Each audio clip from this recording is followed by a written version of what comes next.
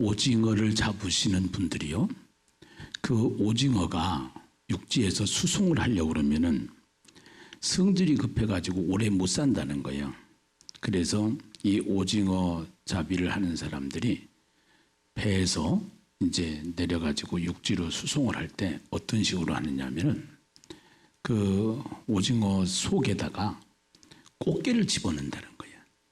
그러면 오징어들이 꽃게를 피하여 도망 다니다가 열심히 운동을 하다가 보니까 오래 산대요. 그래서 오징어를 이렇게 오래 이렇게 살 수 있도록 하는 방법 중에 하나가 꽃게를 거기다가 집어넣는다는 것이죠. 오늘 우리가 세상을 살아가면서 날씨가 좋은 날만 쨍쨍쨍 빛을 찐다 그러면 이 세상은 무엇이 될까요? 사막이 됩니다. 그런데 비도 오고 바람도 불고 눈도 오고 태풍도 일어나고 산불도 일어나고 이런 세상을 우리가 살게 되지요. 인생도 마찬가지입니다. 좋은 날만 있는 것이 아니라 인생은 비 오는 날도 있고 눈 오는 날도 있고 이것이 인생입니다.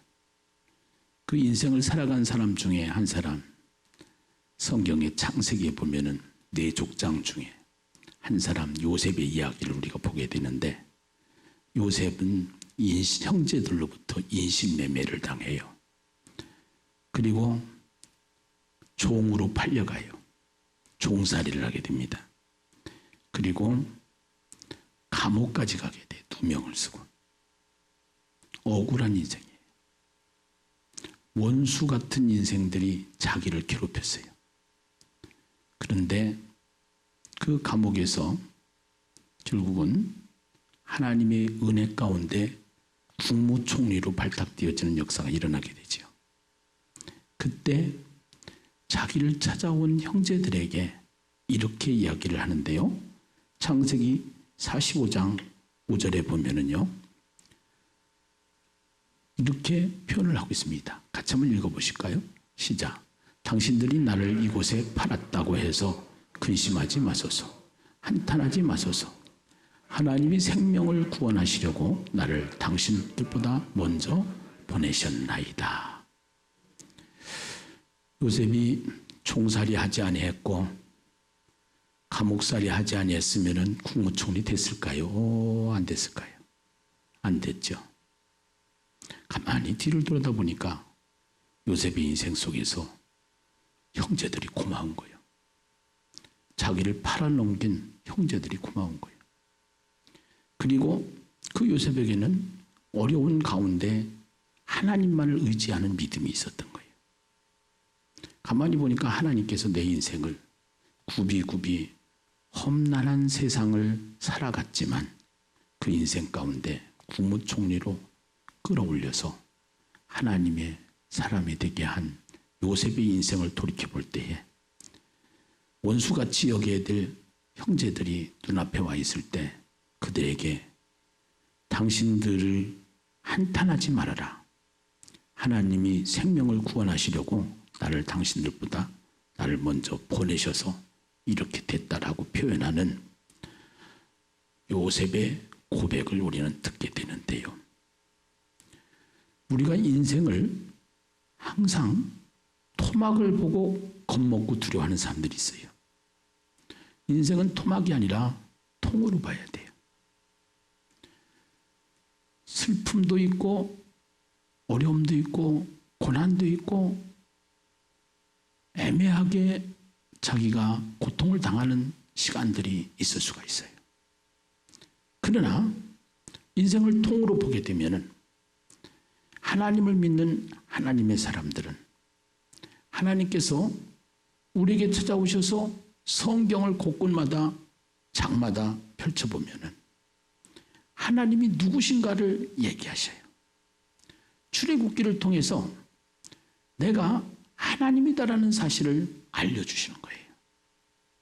그리고 하나님은 그들을 부르신 다음에 끝까지 동행을 하시는데 아브라함을 보면 알아요.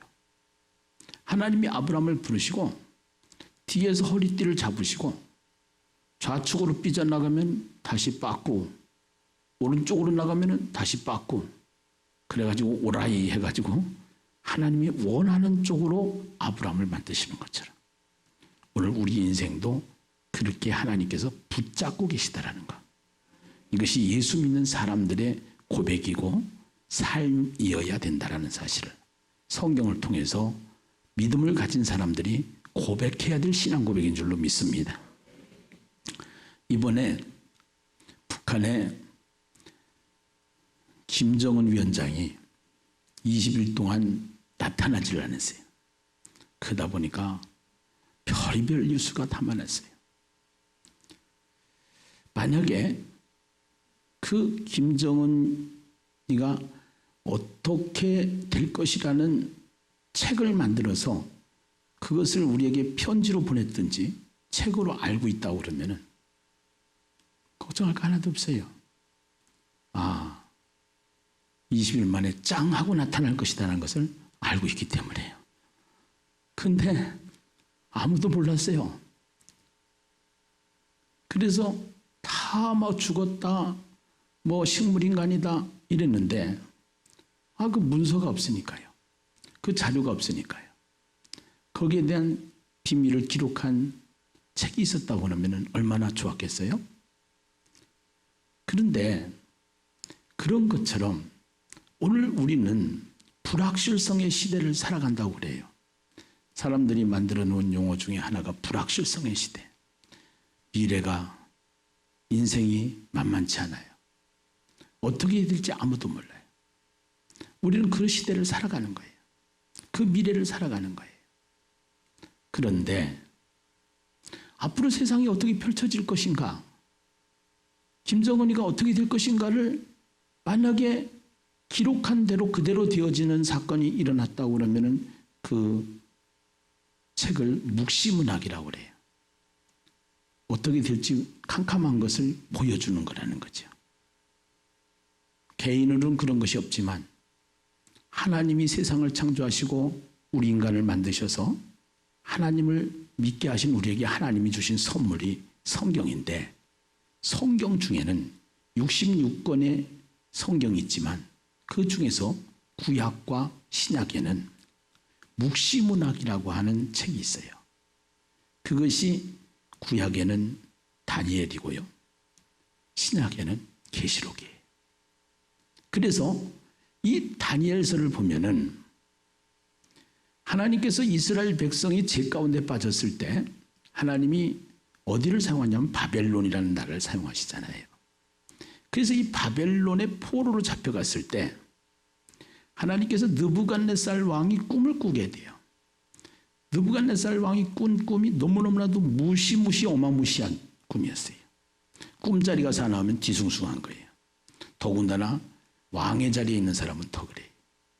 이 꿈을 해석을 해야 되겠는데 해석을 제대로 하는지 모른다는지를 몰라서 전국의 꿈 해석자들을 다 불러가지고 꿈을 해석하기 전에 내가 무슨 꿈을 꿨는지 알려내라. 그래야 맞는지 안 맞는지 아니까. 그런데 다 해석은 할 수 있어도 왕이 무슨 꿈을 꾸었는지 모른다는 거예요. 그래서 나중에 발탁돼서 불러간 사람이 하나님의 사람 다니엘이에요. 다니엘이 가서 내가 꾼 꿈을 알려내라고 느부갓네살 왕이 그렇게 얘기하니까 다니엘이 이렇게 얘기를 해요. 나는 그것을 알 수는 없지만 나는 하나님을 믿는 사람입니다. 느부갓네살 왕이 꾼 꿈을 나는 알 수 없지만 내가 하나님께 기도하면 하나님이 그 꿈을 보여주실 걸로 믿습니다. 그래가지고 하나님 앞에 간절히 시간을 얻어서 기도하니까 느부갓네살 왕이 꾼 꿈을 보여주시거든요. 큰 동상을 보게 되는데 머리가 금이고 가슴이 은이고 배가 동이고 다리가 철이라. 그래가지고 이 꿈을 얘기를 했더니 깜짝 놀라는 거지요. 그 꿈 해석을 해봐라 하고 하나님 앞에 기도하면서 꿈 해석을 하게 됐는데 앞으로 펼쳐질 세상을 보여줘요. 그 동상이 금으로 된 것은 지금 현재는 바벨론이 세계 고대 근동 국가의 강대국이지만 조금 지나면 페르시아가 강대국이 될 것이고 조금 지나면은 그리스 헬라가 강대국이 될 것이고 조금 지나면 로마가 강대국이 됩니다 하는 것을 해석해 줬어요.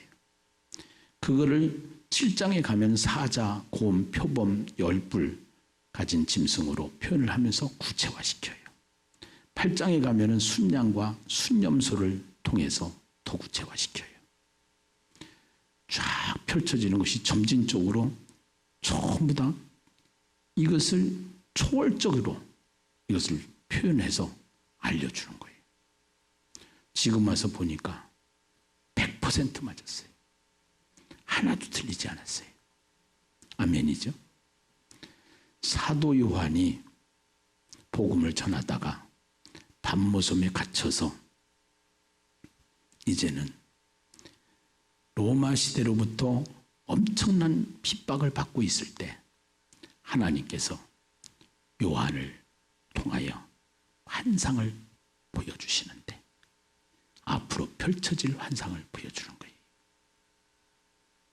그래서 그 환상을 천상으로 끌고 올라가서 하나님 보좌의 오른손에 두루마기를 가졌는데 이 두루마리를 예수님에게 주시면서 그 예수님이 7개의 도장으로 붙어진 스티커를 떼게 돼요.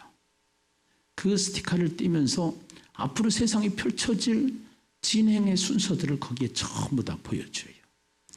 그리고 그 속에 떼서 보니까 나팔재앙과 대접재앙이 펼쳐져야 되는 거예요.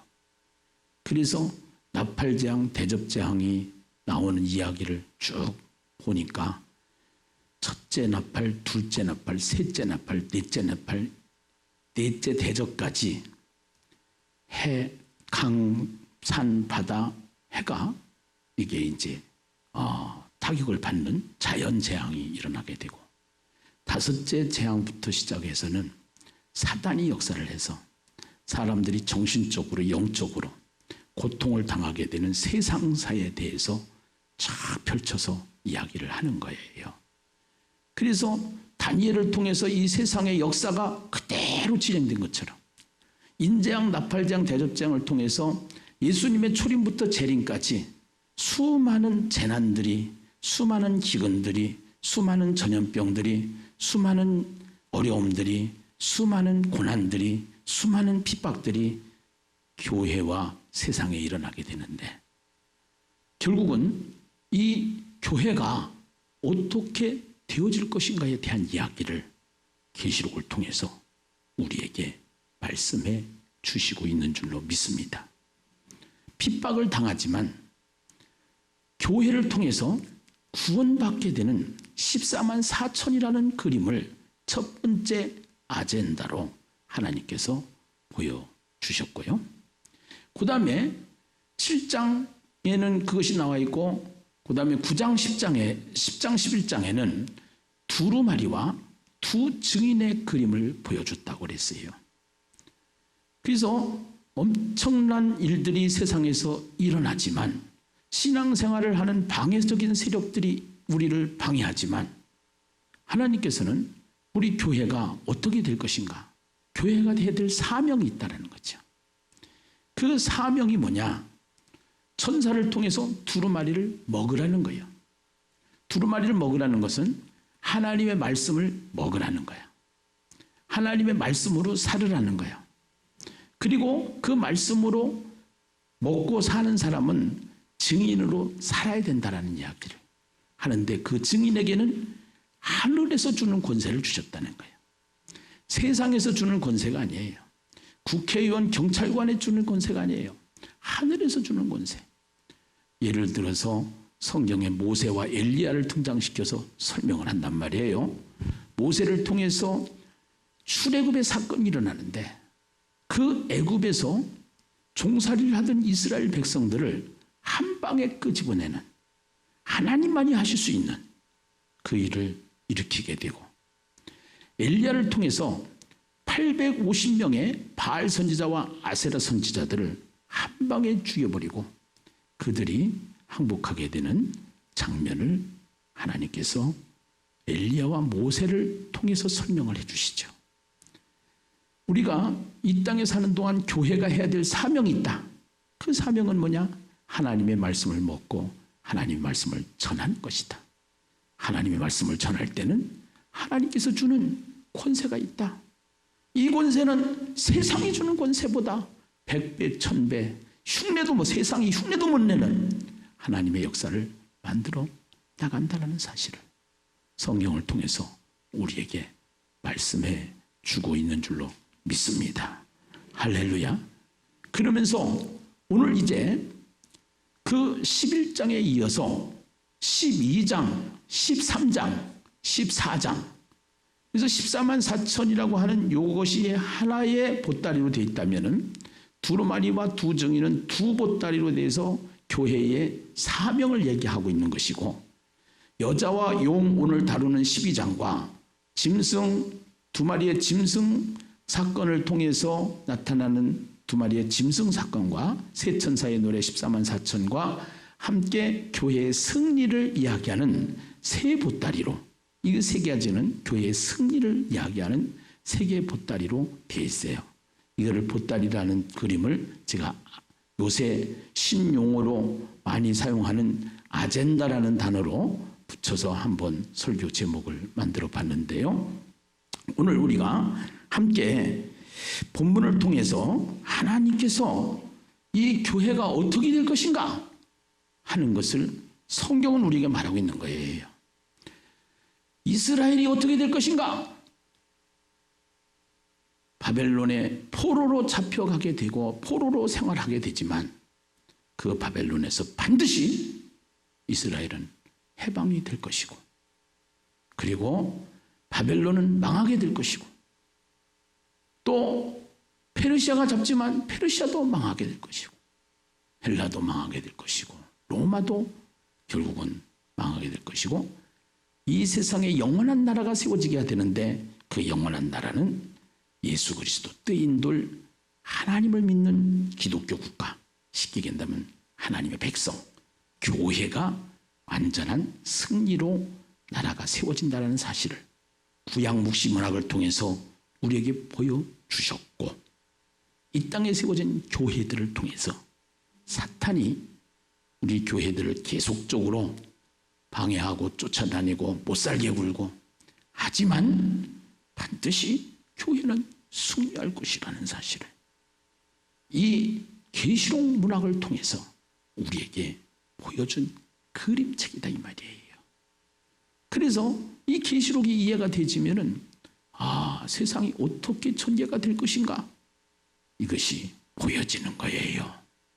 그 12장에 보면은 교회가 반드시 승리하는데 무엇을 설명하느냐?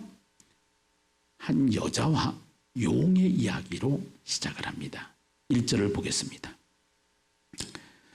하늘에 큰 이적이 보이니 해를 옷 입은 한 여자가 있는데 그 발 아래에는 달이 있고 그 머리에는 12별의 관을 썼더라.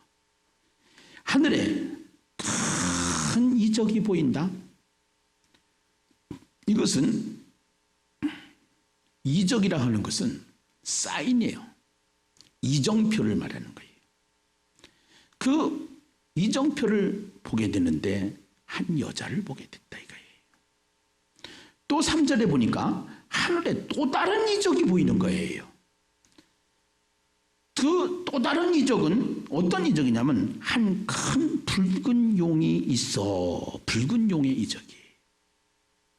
그러면 오늘 이 한 여자는 무엇을 말하는 것이고 붉은 용은 무엇을 말하는 것이냐? 쉽게 말해서 한 여자는 이 땅의 교회를 말하는 것이고 붉은 용은 사탄의 세력을 말하는 것이다 이 말이에요. 하늘에 큰 이적이 보이니 1절을 보시죠. 해를 옷 입은 한 여자가 있는데 그 발 아래에는 달이 있고 그 머리에는 12별의 관을 썼더라. 이 여자가 아이를 베어 해산하게 되매 아파서 애를 쓰며 부르짖더라. 이렇게 기록이 되어 있습니다. 쉽게 표현을 하면은 이 교회가 이 땅에 탄생을 하는데요. 교회가 탄생을 하기 위해서는 누가 와야 되냐? 예수님이 오셔야 돼요. 예수님이 오셨을 때 헤롯은 이 어린 예수를 죽이려고 그랬어요. 그 예수는 어디로부터 시작하느냐? 구약으로부터 시작을 해요.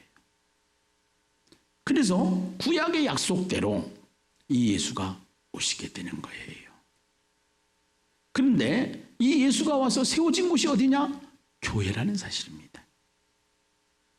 그리고 교회라는 건 건물이 아니라 교회는 그 예수를 한 사람 한 사람이 영접해서 내 안에 그 예수를 내 안에 모셔서 영접했다라는 것은 내 안에 모셨다라는 것이죠.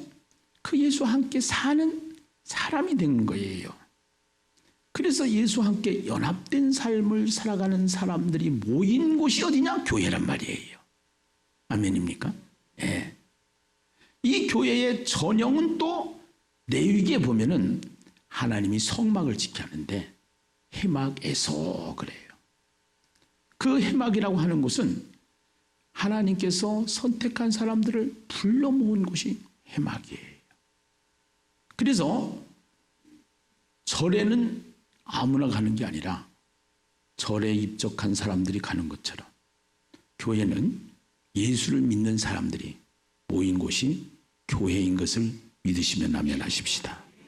그런데 이 교회가 가는 길에 오징어 잡이 아저씨가 그 오징어를 더 생명력이 있는 오징어를 만들기 위해서 꽃게를 그 집에 그 오징어 뱃속에 또 오징어 그 물속에 집어넣는 것 마냥 그 꽃게를 피해서 도망다니라고 열심히 운동을 해서 건강한 오징어가 되는 것처럼 교회들이 이 붉은 용이라는 것은 사탄의 세력을 말하는데 사탄의 세력을 통해서 핍박이 오고 환난이 오고 어려움이 온다고 할지라도 반드시 오징어 잡이의 주인은 오징어가 중요한 것이지 꽃게가 중요한 것이 아닌 것처럼 하나님도 사탄의 세력을 하나님이 허용한 기간 안에 교회를 핍박하게 되지만 그 교회는 그 사탄의 세력을 통해서 우리의 신앙이 더욱더 견고해지고 더 영적으로 성장하게 되는 그러한 세상을 살아가게 되는 것이 교회이고 반드시 그 꽃게가 오징어를 잡아먹는 것이 아니라 결국은 그 꽃게는 오징어 뱃속에서 빼내는 것처럼 사탄은 결국 한 곳에 모아서 다 박멸을 시키고 완전한 교회의 승리로 이 세상이 끝난다라는 사실을 계시록을 통해서 우리에게 웅장한 그림으로 보여주는 것이 하나님의 말씀 계시록이다 이 말이에요. 할렐루야. 예. 그래서 우리는 반드시 이기게 되는데 그 이기게 되는 비결이 있다 이 말이죠. 그것이 11절 말씀이에요. 12장 11절 말씀을 같이 한번 읽어보십시다.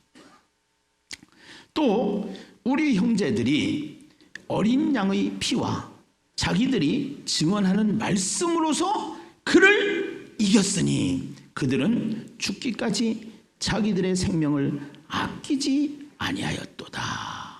할렐루야. 꽃게가 쫓아다니면 죽을 힘을 다해서 피해서 살아내는 것처럼 사탄의 세력을 통해서 교회가 어떠한 핍박이 온다고 할지라도 순교할 수 있는 신앙의 믿음을 가지고 순교적인 신앙을 가지고 살아야 되는 모습을 우리에게 보여주시면서 여기에 그를 이기는 비결이 뭐냐? 비결은 또 우리 형제들이 어린 양의 피와 자기들이 증언하는 무엇으로? 말씀으로서. 어린 양의 피와 하나님의 증언하는 무엇으로? 말씀으로. 요거를 보충 설명하는 자리가 17절인데요. 17절에 보면은요. 용이 여자에게 분노하여 들어가서 그 여자와 남은 자손 곧 하나님의 계명을 지키며 예수의 증거를 가진 자들과 더불어 싸우려고 바다 모래 위에 서 있더라. 결국은 우리는 어떻게 해서 이기느냐? 하나님의 계명 곧 말씀을 가지고 그 말씀 안에 있는 예수의 피, 예수를 통해서 우리는 이기게 된다라는 사실입니다. 아멘입니까? 결국은 무슨 얘기냐? 우리는 말씀을 먹어야지, 말씀을 들어야지, 말씀을 알아야지 이길 수가 있는 거예요. 지피지기면 백전백승이라고 손자병법에 그것이 나와 있잖아요. 결국은요, 우리가 사단의 세력을 이기기 위해서는 하나님께서 주신 무엇을 먹어라? 말씀을 먹어라. 이 성경은 하나님이 우리에게 포음으로 주신 게 아니에요. 이 말씀을 먹으라고 주신 거예요. 아멘입니까? 예. 이 말씀을 먹을 때 역사가 일어나는 거예요. 먹을 때. 예. 그 먹는다라는 것이 뭐냐? 이게 먹는다라는 것이. 신명기에 보면은요, 사람이 떡으로만 사는 것이 아니라 하나님의 입으로 나오는 무엇으로 사는 것이라? 말씀으로 사는 것입니다. 여러분, 이 말이라는 것이 얼마나 중요한지 몰라요. 이 막말, 이번에도 선거를 치르면서 그 막말 논쟁이 있었잖아요. 이 사람의 말이 너무 중요합니다. 그냥 우연히 던진 말인데 그 말 때문에 밤을 지새우는 사람들이 있어요. 밤만 지새우는 것이 아니라 그 밤에 그 말로 인한 증오와 미움과 분노와 이것이 내 안에서 자동적으로 일어나는데 이것이 위에 염산을 일으켜서 위장 장애를 일으키고 위가 뒤집어지고 다른 거 아무런 것도 없었어요. 말 때문에 그래요. 말 때문에. 세상 말, 사탄의 말도 우리 육신에 들어와서 영향이 있어요. 우리는 음식을 먹는데 지금은요, 많이 먹는 것보다 질이 좋은 음식을 채택을 해서 먹어요. 배고픈 시대는 지났어요. 그 어떠한 음식이 우리 몸에 좋을까 하는 것을 선택해서 먹어요. 그러면 이 몸이 건강해져요. 몸이. 근데 사람은 몸만 있는 게 아니란 말이에요. 마음이 있단 말이에요. 이 마음인데 하나님의 말씀을 먹으면, 하나님의 말씀이 들어오면 그 하나님의 말씀이 내 안에 들어와서 분노를 싹 지워요. 고통을 싹 지워요. 두려움을 싹 지워요. 그러면은 세상 말이 들어왔을 때 내 안에서 일어나는 현상을 세상 것 보고 듣고 느끼고 하는 것이 들어와서 내 안에 하루를 살아가면서요, 숱한 사람의 말을 듣고 삽니다. 텔레비의 말을 듣고 삽니다. 스마트폰의 말을 듣고 삽니다. 유튜브의 말을 듣고 삽니다. 이게 숱한 말이 들어오는 거예요. 네. 그 세상 말을 먹는 시간에 비해서는 우리가 하나님의 말씀을 먹어야 되는데 하나님의 말씀을 모르는 시간이 별로 없어요. 주일날 한번 와서 예배를 드리는 그 순간 이 말씀을 먹기는 먹는데 이것도 또 먹여주는 말씀이에요. 어린아이한테 한 숟가락 한 숟가락 유아에게 밥을 주듯이 결국은 이거를 다 분해해서 완전히 내가 밥을 해먹는 것이 아니라 떠먹여주는 말씀을 먹고 먹다 보니까 말씀을 가지고 증인으로 살아가는 사람들에게는 하늘의 권세가 나타나야 되는데 권세는커녕 집에서 깨지고 직장에서 깨지고 교회 안에서 깨지고 그래가지고 상처투성이로 사는 거예요. 환자 중에 주관자예요. 온전한 가정이 별로 없어요. 온전한 인생이 별로 없어요. 행복하지 못해요. 예수를 믿으면서. 그래서 이 성경의 원리를 통해서 제가 계속 묵상을 하면서 셀라 통삼도 해보고 이제는 대화체 통삼을 들어갔어요. 이 셀통과 대통 여기다 걸어놨어요. 셀통과 대통에 올인하는 교회. 이게 이제 뭔지를 여러분들한테 김기남 목사가 하자는 게 아니고 성경이 그것을 해야 된다라고 오늘 이 계시록 말씀에서 두 증인과 두루마리와 두 증인의 사건을 통해서 말씀을 하시고 오늘 또 용과 여자와 용의 이야기를 통해서 여자는 교회요, 용은 사탄인데 사탄이 계속적으로 우는 사자같이 두루다니며 산길자를 찾는 것이 사탄의 전략이고 사탄의 역할인데 꽃게가 중요한 것이 아니라 오징어가 중요한 것처럼 오징어를 위해서 꽃게가 그 속에 들어가 있는 것처럼 교회를 위해서 하나님이 사탄의 허용된 기간 동안에 허용된 범위에서 사탄의 역할을 통해서 우리를 강건하게 하시고 건강하게 하시고 더 능력 있는 그리스도인으로 행복한 인생으로 살게 하시고자 하는 것이 하나님의 뜻이다라는 사실을 성경을 통해서 우리에게 말씀하고 있다는 것이지요. 그래서 우리는 이 말씀을 받고 먹는 삶이 어떤 삶이냐. 구약 성경에 모세를 통해서 신명기에 이렇게 기록을 하고 있어요. 이스라엘아 들으라. 우리 하나님 여호와는 오직 유일한 여호와이시니 그래요. 오늘 이 이스라엘아 들으라고 이 말씀은요. 쉐마 이스라엘 여호와 엘 에아노 여호와 또 에아드 이렇게 가지고서 이 원어인데요. 이게 신기한 게요. 유대인들이 보는 랍비라고 있어요. 랍비. 이 랍비들이 보는 성경에 보면은 요 쉐마라고 하는 단어와 에아드라고 하는 단어에 대문자도 아니고 소문자도 아닌 볼륨체가 있습니다. 이 볼륨체가 아인이라고 하는 단어고요. 달렛이라는 알파벳인데요. 아인이라는 알파벳과 달렛이라는 알파벳이 합치면 증인이라는 단어가 돼요. 이 증인이라는 단어가 되는데 이 증인이라는 단어의 뜻은 뭐냐? 잊지 말아라, 기억해라, 순종해라, 지켜 행하라라는 거예요. 오늘 이 말씀을 가지고 사는 사람은 그 말씀을 지키고 잊지 말고 순종하고 지켜 행해야 될 줄로 믿습니다. 이것을 예수님은 이 땅에 오셔가지고 잘 설명을 하고 있어요. 그것이 우리 심령을 밭으로 비유를 해요. 그래서 심령을 밭으로 비유하는데 누가복음 8장 15절에 보면은 이 밭이 어떠한 밭이 있냐면 길가밭이 있고 돌짝밭이 있고 가시밭이 있고 하나는 옥토밭이 있어요. 근데 이 옥토밭에 떨어졌다는 게 뭐냐? 좋은 땅인데요. 같이 한번 읽어보세요. 시작. 좋은 땅에 있다는 것은 착하고 좋은 마음으로 말씀을 듣고 지키어 인내로 뭐하는 자니라? 결실하는 자니라.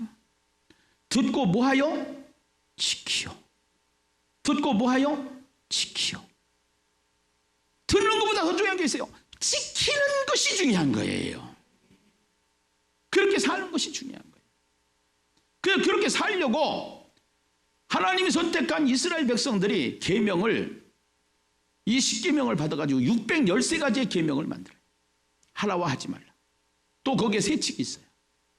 그런데 그들이 그 말씀 율법을 다 지켰어요? 못 지켰어요? 못 지켰어요. 그래서 하나님은 말씀이 육신으로 되어서 이 땅에 예수 그리스도를 보내주셨어요.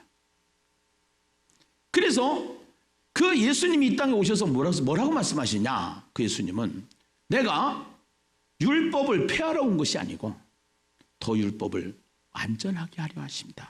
이렇게 말씀하시죠. 예. 그러면은 쉽게 얘기해서 율법을 가지고 사는 것보다 더 중요한 것이 있어요. 예수님 따라 살면 돼요.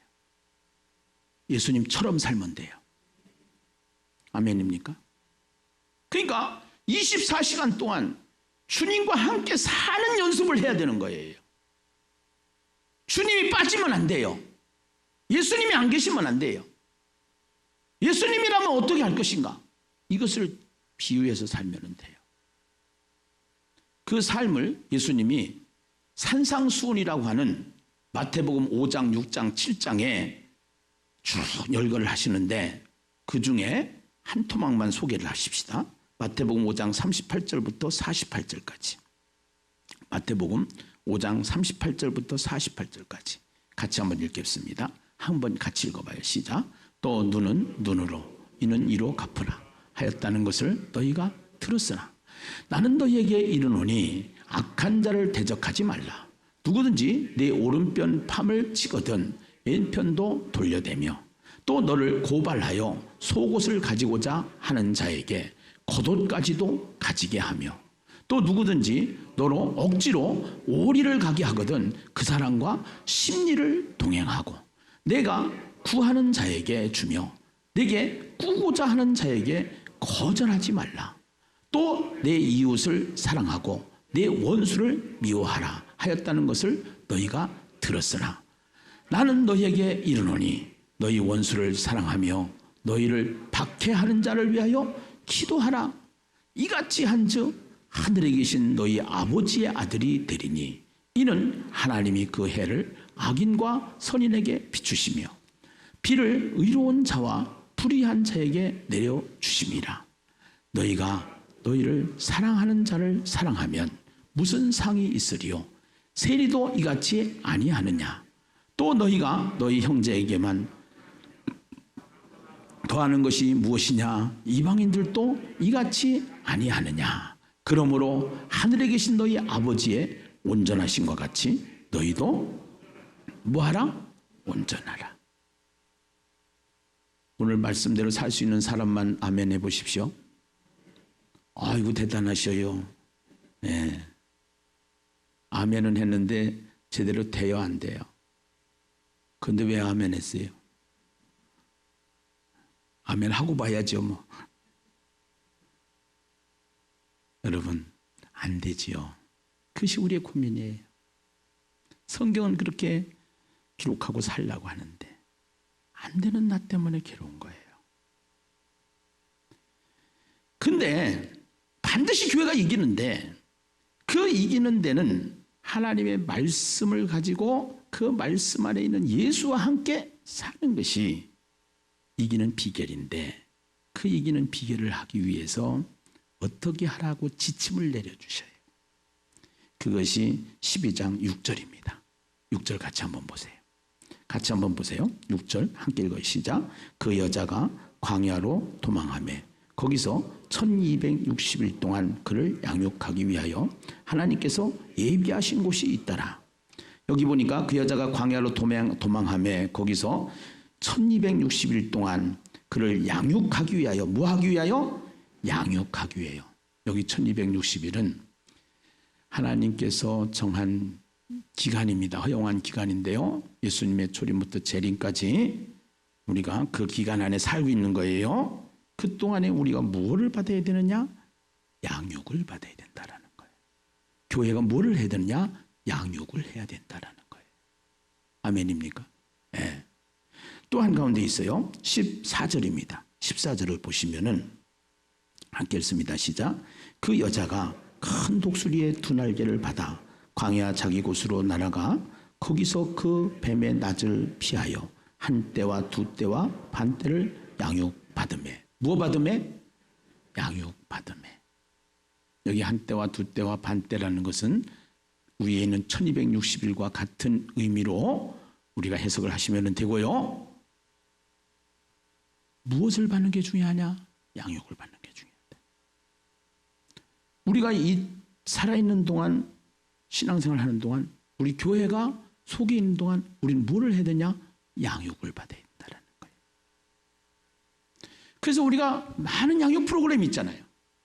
확신반이 있고 새가족반이 있고.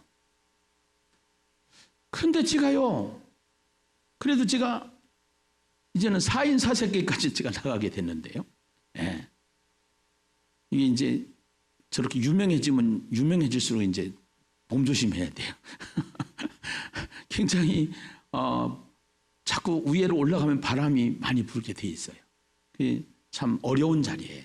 어려운 자리인데 이것만큼 분명한 게 있어요.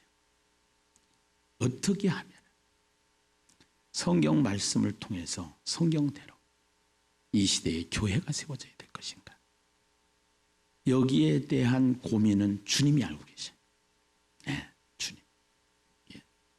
그래서 우리가 셀라 통삼을 훈련을 했었어요. 이제 연결고리로 이번에 성경을 20장씩 읽으시라고 그랬어요. 지금 6만 3천 장까지 나갔어요. 1189장으로 되어 있으니까 6만 장 넘었으니까 60독을 한 거예요. 네, 60독. 굉장히 아주 너무너무나도 좋은 소식이고 이거는 기쁜 일이에요. 성도들이 같이 동참한 거. 그런데 읽는 거로 끝나면 안 돼요. 아까 얘기한 대로 사는 것까지 가야 되는 거예요. 말씀을 지키는 것까지 가야 되는 거예요. 그래서 숱한 고민을 빠졌었어요. 그래서 이렇게도 임상을 해보고 저렇게도 임상을 해보고 하면서 찾아낸 것이 하나 있어요. 그것이 대화체 통삼이라는 거예요.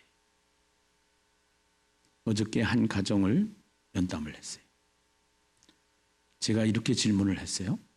명품 가정이 되고 싶냐? 애들 보고 그랬어요. 그냥 이렇게 사는 가정이 되고 싶냐 했더니 명품이 되고 싶대. 그래서 명품이 되려면 그냥 되는 건 아니고 대가를 치러야 되는데 어려운 게 아니다. 하루에 성경 3장 4장만 집중해서 목사님이 시키는 대로 할래? 그랬더니 하겠다는 거예요. 그리고 일주일에 2시간은 시간을 내야 된다. 그래서 그 2시간 동안 자기가 그동안 일주일 동안 하루에 3장에서 5장 성경을 읽으면서 그 만남 속에서 깊은 만남 속에서 주님과 만남 속에서 자기가 살아온 삶을 같이 나누는 것. 그렇게 하면서 거기서 인생 상담이 되고 거기서 성령의 기름 부음이 있고 성령의 나타남이 있고 그러면서 체질이 바뀌어지기 시작하는 거예요. 그러면서 한 단어를 잡고 24시간을 사는 거예요. 예수와 함께 사는 거예요. 셀라 통삼을 통해서 조금씩 훈련을 다 받았어요. 네. 교육자들이 이걸 하고 있어요. 지금 서서히 변화되고 있어요. 답이 나왔어요. 모든 가정들이요, 폼은 멀쩡한데요, 그 속에 들어가 보면은요 너무너무나도 고통이 많아요. 인생도 마찬가지예요. 교회도 마찬가지예요. 여러분, 우리는 예수를 믿는 사람이에요. 하나님이 성경을 주셨어요. 그래서 우리에게 똑같은 환경과 똑같은 문제가 와도요, 이 안에 이 성경을 말씀을 먹고 예수와 함께 사는 삶을 사는 사람들에게는 환경에 밀리질 않아요. 환경에 지배되질 않아요. 그 사람이 요셉이었어요. 인신매매를 당했어요. 밤잠을 못 이루겠죠? 죽이고 싶겠죠? 원수를 갖고 싶겠죠? 거기에다가 팔려갔어요. 보디발 장군의 집에 팔려갔는데 이 보디발 장군의 아내가 흑심을 먹고 자기를 겁탈하려고 하다가 말을 안 들으니까 누명을 썼어요. 그래서 그 장군의 사모님한테 고소를 당해가지고 감옥을 가버렸어요. 감옥살이를 하게 됐어요. 형만 왼수가 아니에요. 이제는 왼수 같은 여자가 또 하나 생겼어요. 그 안에서 많은 사람들을 만나게 돼요. 하나님의 은혜 가운데 이제는 왕궁에 들어가서 국무총리를 할 수 있는 하나님의 은혜가 거기서 베풀어지게 되죠. 그 요셉은 예수의 삶을 우리에게 전제하는 카피시킨 그 삶이 요셉의 삶이고, 그 요셉은요 하나님의 말씀을 붙잡고 믿음을 가지고, 당신들은 나를 헤아려 했지만 하나님은 그것을 손으로 바꾸셔서 내가 이렇게 하나님께서 만드셨다라고, 두려워하지 말라고, 한탄하지 말라고, 겁먹지 말라고 그들을 위로하는 사람이 되었어요. 죽여야 될 사람을, 미워해야 될 사람을 껴안아서 그 사람을 다시 살리고 하나님의 사람으로 세워나가는 위대한, 이 세상에서 학교도 못하고 정치도 못하고 세상이 하지 못하는 일을 교회만이 할 수 있기 때문에, 그래서 교회가 답인 거예요. 이 교회를 세워야 되지 않겠어요? 우리가 이 교회를 세워보잖아요. 저는 신학교를 졸업하고 목사가 됐어요. 직업으로 목사가 됐다고 그러면 비참한 일이지. 그래서 항상 제 고민 속에는 어떻게 하면 사람이 바뀔 수 있을까? 어떻게 하면 교회가 바뀔 수 있을까? 이것을 불철주야 고민하는 사람. 하나님은 그 중심을 보시더라고요. 앞으로 놀라운 일이 일어나게 될 것이에요. 나는 계시록 말씀을 통해서 얼마나 많은 은혜를 받았는지 몰라요. 코로나는 우리를 위해서 너무너무나도 많은 좋은 것들을 우리에게 이번에 선물로 주신 거예요. 아멘입니까? 네, 하나님은 우리 편이에요. 주 안에 있는 나에게는 고민이 해결되는 거예요. 두려움이 변하여 기쁨이 되는 거예요. 노래가 되는 거예요. 하나님께서 우리를 한 번 붙잡으면 놓지 않으시고 끝까지 사랑을 하는데, 우리가 해야 될 일은 육신을 위해서 매일 양식을 먹어야 되는 것처럼 영혼을 위해서 하나님의 말씀을 먹고 그 말씀을 증거하는 증인으로 살아갈 수 있는 예수의 증인이 다 되는 교회가 되시기를 주님의 이름으로